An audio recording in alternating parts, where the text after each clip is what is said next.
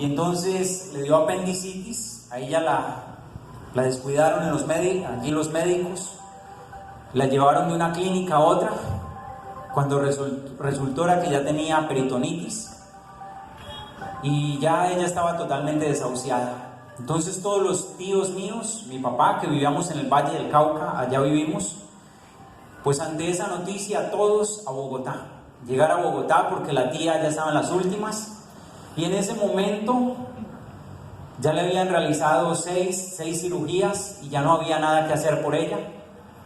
Yo tengo un primo, los hijos de esta tía, un primo, una prima, sus dos hijos, y en medio de toda esa desesperación, mi padre y mis tíos, ellos no conocían a Dios, en el sentido pues de que iban a misa solo por tradición, pero no llevan una vida de encuentro con el Señor.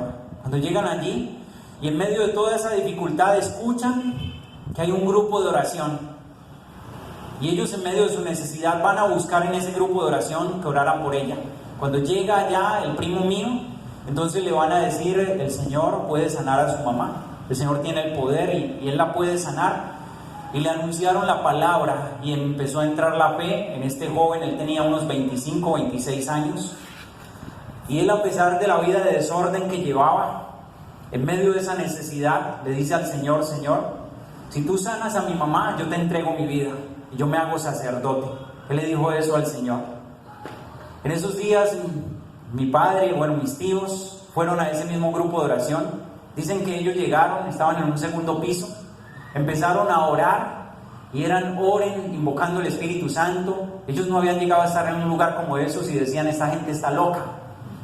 Y se querían volar, pero era un segundo piso y no había dónde. El Señor que estaba dirigiendo estaba en la puerta. Ahí los tuvieron como 2 horas. Lo cierto es que pasaron los días, mi tía se empezó a recuperar milagrosamente. A los días salió del hospital donde estaba. Mi padre y mis tíos volvimos nuevamente, yo tenía unos 10 años, volvimos al Valle del Cauca. Pero yo recuerdo que la vida de mi primo ya no fue la misma. El primo, él empezó a seguir a Dios. Cuando volvió a los meses allí al valle de visita, él llegaba y se amanecía a veces en vigilias de oración él solo con la palabra de Dios, donde llegaba anunciando la palabra de Dios. Un joven que había llevado una vida de desorden, nada de Dios. Hacía ayunos, unos ayunos tan rigurosos que hasta decía la misma familia: este muchacho se enloqueció, se volvió un fanático.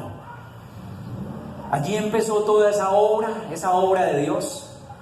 Después él mismo llega allí con otro señor al pueblo mío, empiezan a hacer los grupos de oración, a empezar a caminar en ese seguimiento de Dios.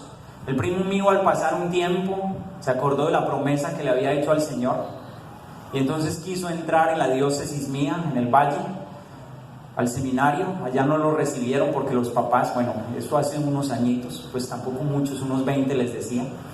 Allá no lo quisieron recibir a él porque los padres de él no vivían juntos. ¿Sí? El papá estaba viviendo en una situación irregular, adulterio, y entonces eso lo miraban mucho a la hora de recibir un muchacho. No lo recibieron allá. Él siguió buscando, finalmente en la diócesis de Chiquinquirá lo recibió el obispo y se hizo sacerdote, cumpliéndole a Dios esa promesa. Pero después también en toda mi familia, mis tíos empezaron a acercarse a Dios, poco a poco, ir a los grupos de oración. Yo recuerdo un tío que pasaba, nosotros vivimos, o allá mi casa es en el campo, zona rural, y pasaba el tío mío como a eso de las 4 de la tarde, gritando por toda la vereda: vamos al grupo de oración. Y eso era de una vereda a otra y la gente sin pereza. Y en un solo grupo de oración, en una casas, se reunían 120 personas, 70, 60, casi todos los días habían grupos de oración en todo lado. Y ahí empezamos ese camino, esa experiencia de Dios, al escuchar la palabra de Dios por un milagro que Dios realizó en mi familia, en una tía. Y así fue tomando uno por uno de la familia, uno por uno. En el caso de mi casa, mi familia, nunca ha sido así tan bonito como parece ahora. Pues les cuento también, en mi casa somos 2 hermanos sacerdotes, el otro está en el seminario, se está preparando para ser sacerdote. Mi papá ahora es diácono permanente. Mi mamá ya está en la gloria de Dios. Tengo otra hermana, ella está también en su seguimiento de Dios, orándole mucho a Dios. Estuvo de religiosa, ya no está de religiosa, pero estuvo buscando a Dios también en esa forma. Mi familia, los que nos ven dicen, uy, qué familia tan bonita, que esto, pero nunca ha sido así tan sencillo como se ve allí. Cuando yo tenía también unos 12 años, yo recuerdo, mis papás se separaron por los problemas que habían en la casa, se separaron. Mi mamá se fue a un pueblo vecino, a Roldanillo.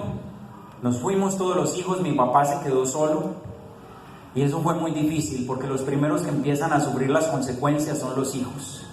Pero en medio de toda esa angustia y dificultad, cuando llegaba mi papá a la casa, cada 8 días que iba, eso era una pelea y eso hasta el más pequeño era llorando de ver esa situación en la casa. Eso era algo triste, ver uno de los papás peleando a toda hora. Pero en medio de todo eso Dios nos miró con amor y misericordia. Mi mamá empezó a asistir a un grupo de oración, siguió yendo a la iglesia donde se congregaba, allí en una parroquia, y un grupo de oración al que más llevaba era mi hermano pequeño. A nosotros también a veces llevaba compañeros de ese grupo que oraran allá en la casa. Nosotros estábamos viendo televisión y nos disgustaba, pues estábamos muy muchachos, muy pequeños, pero ahí Dios va entrando en la vida de mi mamá. Y el testimonio, mi papá, él al sentirse solo allí, bueno, después de un tiempo yo me fui a vivir con él porque me daba pesar de mi papá solo, me fui con él, pero sufríamos realmente.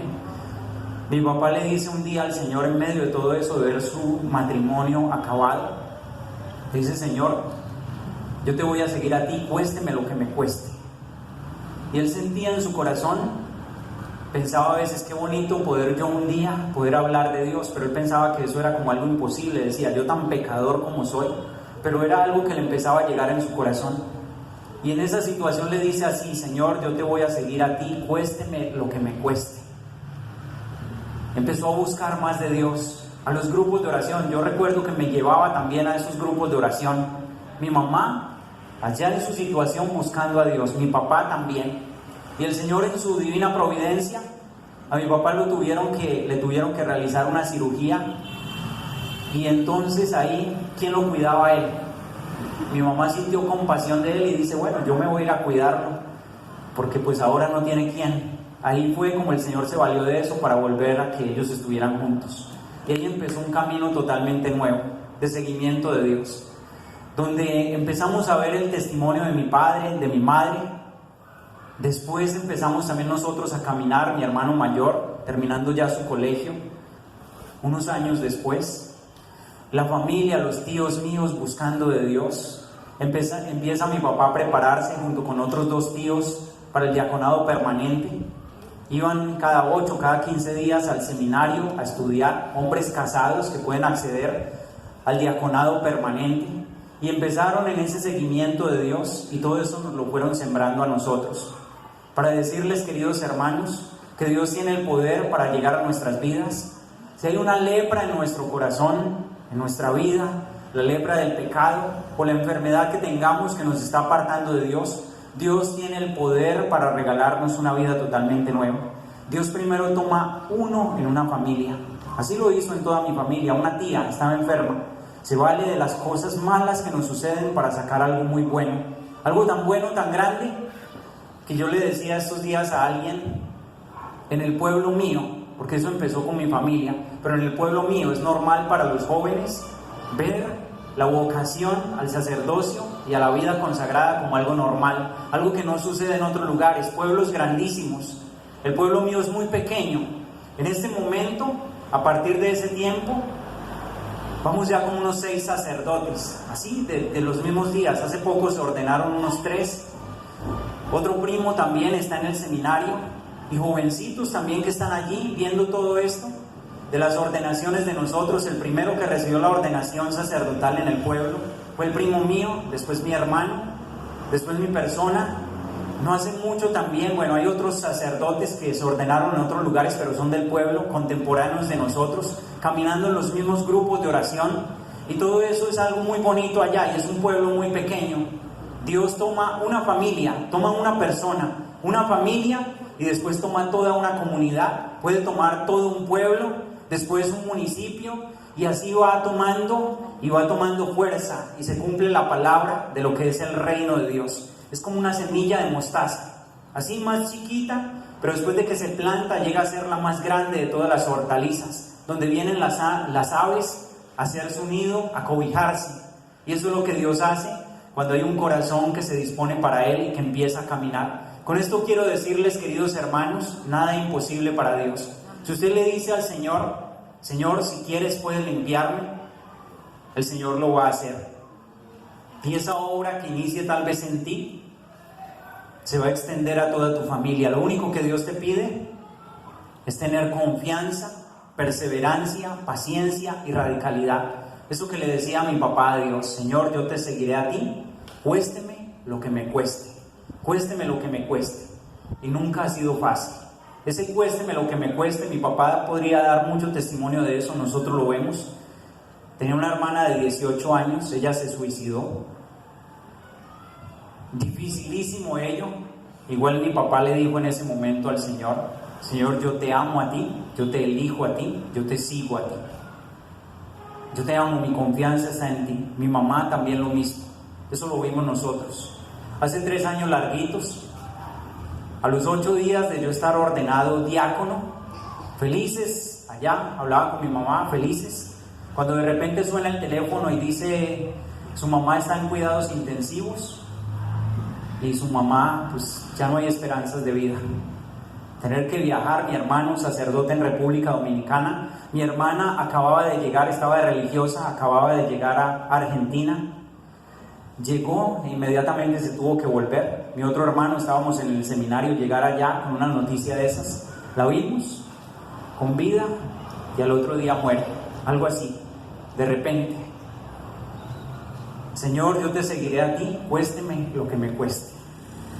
Y mi papá le dijo también algo más al Señor, tomándolo de allá del libro de Josué: Señor, mi casa y yo te serviremos a ti, mi casa y yo te serviremos.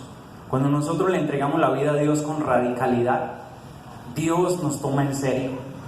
No que Dios nos quiera hacer sufrir, porque las bendiciones que nosotros hemos recibido son bendiciones infinitas, bendiciones tan grandes que hoy somos felices. Si usted le pregunta hoy a mi papá cómo se siente, pues por esos tragos difíciles que ha pasado, él le podrá dar testimonio de lo que Dios ha hecho. Cuando íbamos nosotros en la ambulancia, llevan a mi madre en la funeraria allá, íbamos nosotros en otro carro atrás, allá en el valle, y entonces llaman en ese momento a mi papá. Mi mamá se llamaba Rosa Inés, y entonces le dice la señora que lo llamó, le dice: Rosita, ¿verdad? Rosita se murió, y mi papá lo que le dice es: ella ahora es que vive, está en la gracia de Dios, está en los brazos de Dios nuestro Padre. Y ese es el testimonio de mi familia, un testimonio donde Dios ha estado siempre allí, y eso es lo que Dios quiere hacer con todos nosotros, para decirles: no desfallezcamos, entreguémosle a Dios nuestra vida, pidámosle a Él que nos ayude, porque Él está siempre con nosotros, nunca nos va a desamparar y nos va a ayudar a salir adelante. Amén. Amén.